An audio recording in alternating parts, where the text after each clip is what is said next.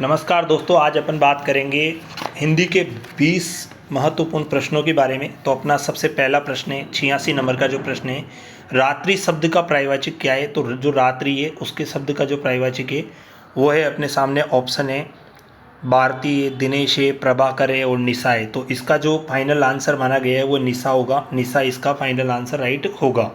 उसके बाद अगला प्रश्न है अपने सामने, बाहर सिंगा शब्द में कौन सा समास है। तो बाहर सिंगा शब्द में जो समास है तो वो कौन सा है, बहुब्रीहि समास हो जाएगा, यानी डी वाला जो आंसर बिल्कुल राइट हो जाएगा। इसके अंदर अपना डी वाला आंसर बिल्कुल राइट हो जाएगा। उसके बाद अगला है किस शब्द में अवयवी भाव समास का उदाहरण है, यानी जो अवयवी भाव है देशभक्ति है, बीचों बीच है, तो इसके अंदर सी वाला आंसर बिल्कुल राइट हो जाएगा। उसके बाद अगला देखिए जो 89 नंबर का जो प्रश्न है, तो 89 नंबर के जो प्रश्न में इसमें उत प्लस आर हो जाएगा, ठीक है ना। तो इसके अंदर ये वाला बी वाला ऑप्शन बिल्कुल राइट हो जाएगा। उसके बाद अपना 90वां नंबर का जो जगन्नाथ है तो उसका आंसर क्या होगा। तो जगन्नाथ का जो आंसर होगा जगत प्लस नाथ, यानी कि डी वाला आंसर बिल्कुल राइट हो जाएगा। उसके बाद अपने पास में 91 नंबर का जो प्रश्न है वो देखिए, 91 नंबर का अंगारों पर पैर रखना का मुहावरे का जो अर्थ है तो वो होता है खुद को संकट में डालना, खुद को संकट में डालने का हो जाएगा।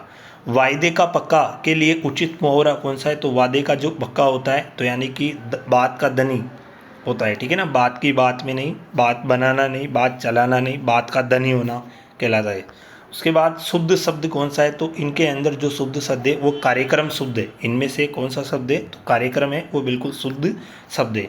उसके बाद 94 नंबर का प्रश्न देखिए आप, ये 94 का आपके सामने आ चुका है। 94 नंबर का जो प्रश्न है वो देखिए, चंद्रमा का सही पर्यायवाची शब्द आपको बताना है।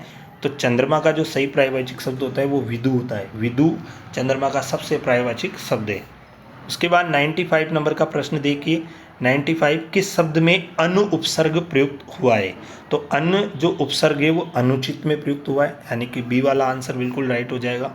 उसके बाद इनमें से किस शब्द में उपसर्ग नहीं है। तो 96 वाला है, तो किस में, तो अनार के अंदर उपसर्ग नहीं है, अनार वाले में आ जाएगा। उसके बाद 97 का जो है तो इसके अंदर जो होगा तो इक आ जाएगा, यानी बी वाला जो ऑप्शन है वो बिल्कुल राइट हो जाएगा। उसके बाद 98 बिकाऊ शब्द का प्रत्यय है, तो 98 के अंदर आहू आ जाएगा। और फिर उसके बाद 99 किस शब्द में उपसर्ग नहीं है। तो इनमें से जो लालच है उसके अंदर कोई उपसर्ग नहीं है, तो लालच आंसर आ जाएगा।